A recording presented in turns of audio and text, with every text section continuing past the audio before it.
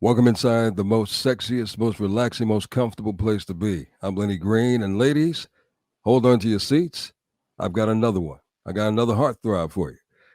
Ladies have been loving this brother for a minute, and every season, his amount of followers in terms of ladies has increased. I understand at least by a million. But it is a pleasure to be welcoming ladies. You affectionately know this brother as Tommy, but his real name is Joseph Sikora. Thank you for coming back, man, to the Quiet Storm, brother. Good to see you, man. Lenny, it's always good to be here, man. You're a legend, and I'm in the best company I could possibly want. Man, when you say legend, I immediately think I'm old. So I got a long way to go. I mean, I am older, but I got a long way to go to get to the legend status, brother. Now listen. I also called Nicki Minaj a legend the other week, so maybe that helps. Look, I'm excited, man. This coming Sunday on Stars, you have the spotlight shined on you, my brother. It's called The Force. All the power listeners and watchers are locked in with us tonight. Tell me how excited you are that the pendulum is swinging and the spotlight is going to be on you fully. I could not be more excited right now that just to be part of the whole power world, and I think that because we move outside of the five boroughs of New York, that we have an opportunity to really make the power world into the power universe and expand beyond New York City. So Tommy, who is only comfortable in New York City, he is now a fish out of water, and he's in Chicago, and Chicago is a different animal for him. So it's going to be a lot of uncomfortability, a lot of things that should play out the way that Tommy feels they should play out, but they're not because it's not New York, it's Chicago. So he's got to keep his head on a swivel. He's got to learn all the lessons that he's learned over the course of our 6.5 seasons of the Power Show, and got to keep on keeping on and remain true to himself throughout the process as well. You know, Joseph, I can't even believe, man. It's been 6 seasons, man. It doesn't even seem to be that much, but you guys have been working. It's been 8 years, man. 8 years since we started. Yep. And I remember when we first sat down to talk, you said, you were, just like most actors, you were trying to get to that gig, and to that would propel you to the next level. Well, it looks like power propelled you to constant, enormous levels. It's been a huge success for you outside of power. It's been an unbelievably huge success, and I think that just speaks volumes to the creators, Curtis 50 Cent Jackson, who has been such an incredible force, and maybe that's where the title comes from, behind not only my career and Omari Hardwick, Naturi Nata, and Leela Lauren, but just that he did such an amazing job of lending his life as the backdrop, and his New York City as the backdrop for our incredible series that just keeps expanding. And with the gifted pen and storytelling of Courtney A. Kemp and Gary Lennon, it seems like we got a lot of life left in us. I would say so, to say the least, a lot of life.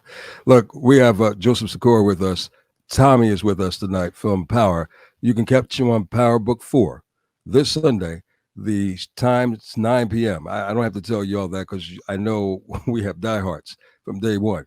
But for those who may not have stumbled upon Power, it's on the Starz Network, and you definitely would like to pick up and check out this. And then you can binge watch the 6 other seasons that Tommy and the cast that he just mentioned are on. So at the end, if I remember correctly, you left New York after Ghost, got killed. Mm-hmm. And you started venturing elsewhere. To my understanding, to take care of some unfinished business. Can you just kind of go over that for just?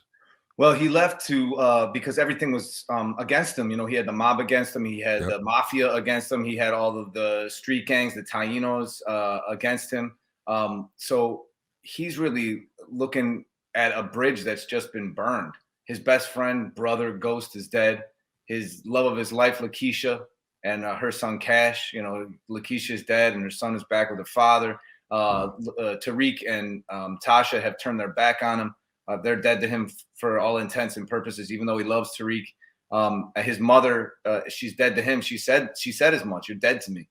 So He's got no support system. He's truly a man alone. And so he's an empty shell at this point. So I think it's going to be really interesting for the audience to see how Tommy fills himself up and puts those eggshell pieces, pieces of that smashed plate back together to make himself whole.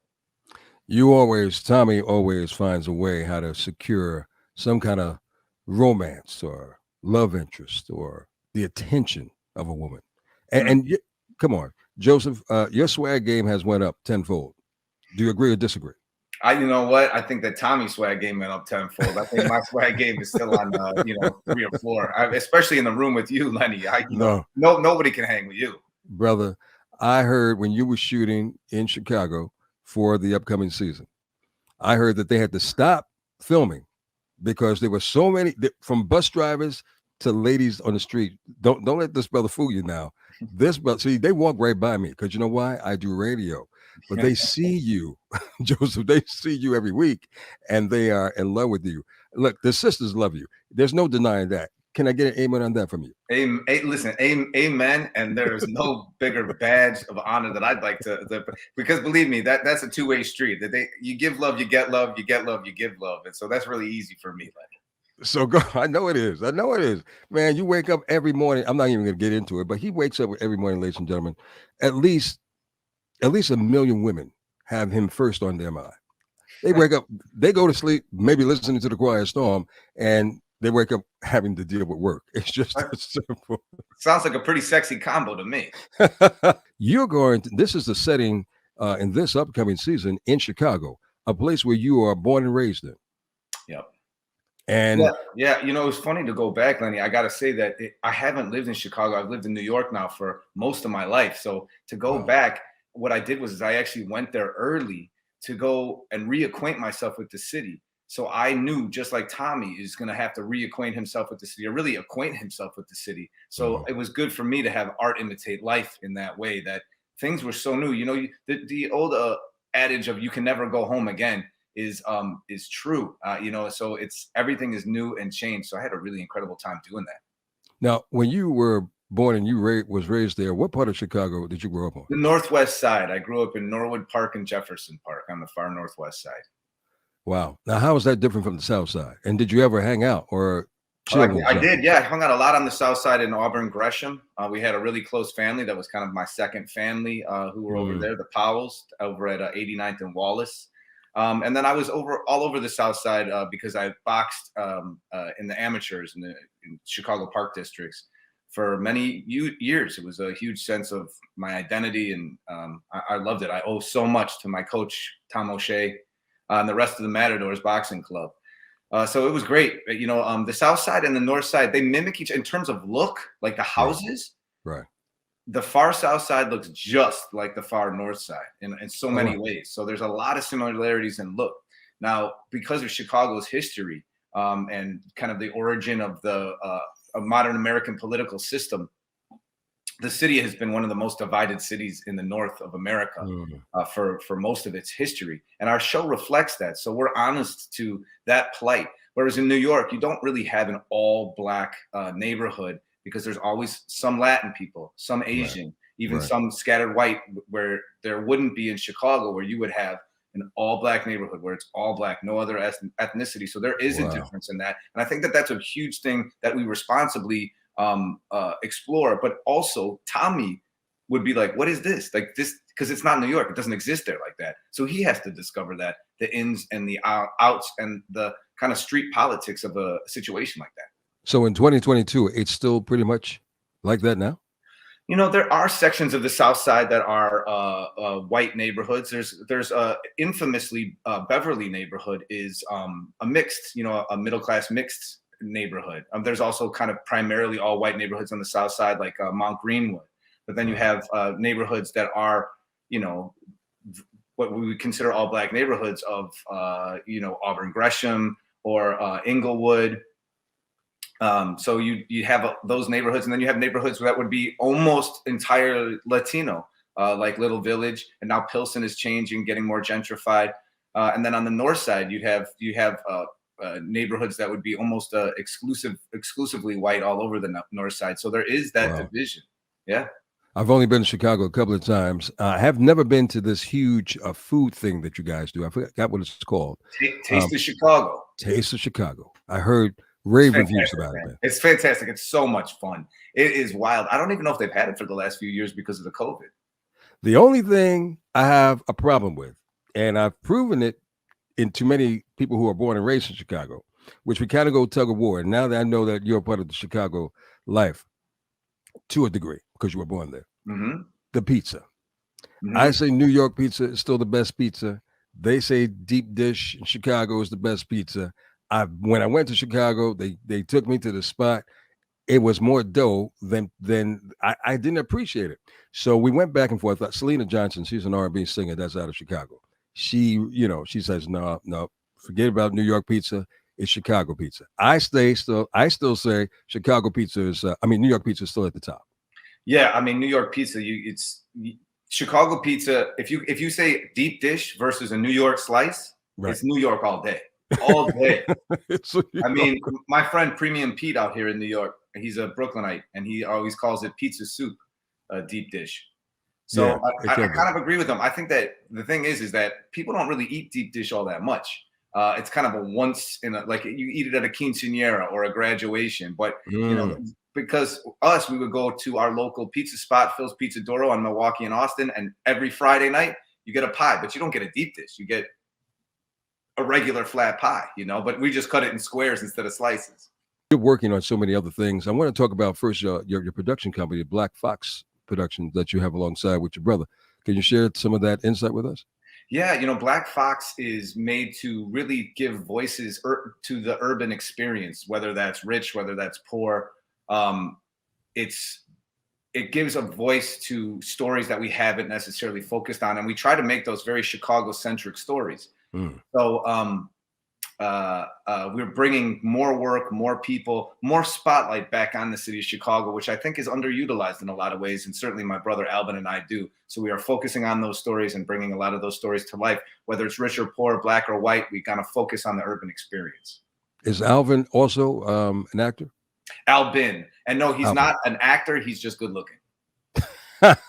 So it runs in the family, I guess, right? Oh, man, that's generous of you. Well, yeah, look, I don't know who's mama, who looks like more. You look like your mom. Kind of an even mix, although he looks a little more like our mother.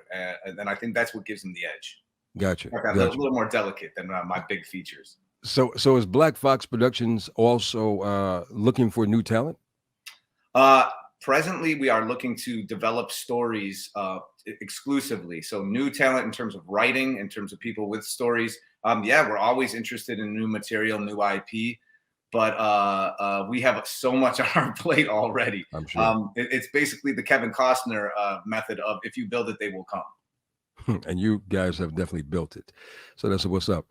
You were gracious enough to be in 2 reoccurring seasons, or roles, I should say, in Ozark. Yeah. Frank Cosgrove Jr. in seasons 3 and 4. It's been amazing. The showrunner of that, Chris Mundy, is truly one of the most brilliant writers. And I use that word very sparingly that I've ever met in my life. He's kind, he's collaborative, and his storytelling is second to none.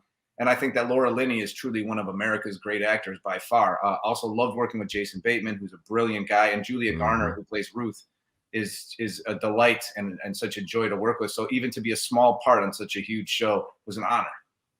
So Tommy, I'm so used to your character, man. Call me Joseph, call me Tommy, just call me. Just call you. Joseph Sikora is with us. Tommy, that's right, from Power. Let's go back into what we can expect. In the trailer that we all are seeing, we see you definitely affectionately kissing a woman. And we see you, of course, doing some. Did you blow up the building that we saw? That was a car. It was a car. Oh, it was a car. Okay. And let's just say Tommy poured some sort of something flammable on that car, and the car blew itself up. Oh yeah, of course. You would never do something like that. Sir. No, not at all. But what can we expect from Tommy that we have not seen from Tommy in previous episodes? Well, I think just that because the show is focused so much on Tommy, that we get to see kind of the inner workings of Tommy's mind more, what Tommy thinks and feels, some of those quiet moments. And I think that that's going to be really satisfying for the audience, because I think one of the reasons that we all are able to tap into our inner Tommies is because it's really a 360-degree character, that you get the good with the bad. You get the guy who is, again, going to blow up a car, possibly with people inside it. Who knows what happens there? But also you're going to see the guy that cries himself to sleep sometimes with being overwhelmed by the lifestyle that he's chosen. So he stays true to himself. He's serious, and he's defiant, and can be incredibly hard edge, but he can also be soft and caring and smile and love. Only by a woman, fellas. You have no chance in winning over the likes of a Tommy. So you feel that there's a little Tommy in all of us, men and women. I think so. I think that we all get angry enough to do some of the things that we would do with Tommy. But That Tommy does, and I think that we also we wouldn't follow them out, but I think we think those thoughts, and so somehow the vicariousness of Tommy is part of all of us. I think that that's one of the things that transcends. I also think that he overcame the storyline that he set up is beautiful with how much he has overcome adversity, how he had to prove himself twice in the neighborhood back in Southside Jamaica, Queens, to actually be taken seriously, to actually get the love that he so wantingly searches out. So I think we can all relate to having to really fight for what you believe in and fight to get out of a situation. very interesting point. You know, I know how much of an impact you are making when I have a dear friend. Shout out to Miss Rosie, who flew from New York to Houston just to be at the Green Gang, the Green Light Green Gang. Light Gang. Oh my Yeah. God, that was a good night. She had a good night, I'll tell you, at a dress. Woo, Yeah. Michael Rainey Jr., Lil Meats from DMF. Holy cow, we had an amazing, amazing night. And I got to tell you, Lenny, Houston knows how to do it. So I'm glad she picked a good one to come to. But New York was exciting too for the premiere. Oh, forget it. Pier Fantastic. 17. Pier 17. They brought the old Mustang. The old girl was on the rooftop with us. We had our little igloos. 50 Cent and Jeff Hirsch, the CEO of Starz, who's a great human being. And I love him even more bringing the show on there. But he really is a good guy. And they have beautiful speeches, kind things to say. We had some huge celebrities in the house, Adrian Brody. We had Fat Joe. Wow. We had Ice-T and Coco. So like they came out. New York stood up, and we turned it up. Yeah, you always do, man. 50, shout out to Curtis. He's always a class act and he does it big. He doesn't do it small, he does it big. Before I let you go, brother, I understand a little birdie told me that you're great at dialects. Yeah, you know, sometimes I was great. I was great at once upon a time. I'm still good. You know, I can get down with some dialects. You gotta give me one. Give me one. Get which ones are you great at? Like which ones? Well, right now, I suppose I could go into a little bit of Tommy Flanagan, even though Tommy Flanagan's Glasgow region. So, like when he gets into his Scottish, you probably couldn't understand him perfectly. But there you go. There's a little bit of Glasgow region Scottish. Joseph Sikora, bad boy, really bad. His name is Tommy, of course, in the Power Book. Don't forget Power Book 4 this Sunday on the Starz Network, 9 p.m. Eastern. Check your local listing for when it airs. And if you're not going to be around, I know what you do, Power folks. I know what you do. You definitely DVR it. So you definitely do that. Brother, it's always great seeing you. And honor, Lenny, always. May God continue to bless you, brother. And I hope to not do this one day. We can get back in the studio and just have some fun and chop it up. That sounds like a fantastic, fantastic time. I would rather this COVID thing take a back seat. I'd love to see you and chill with you again. And could you do me a favor, Lenny? Could you take me out with Freaking You by Jodeci? You got it.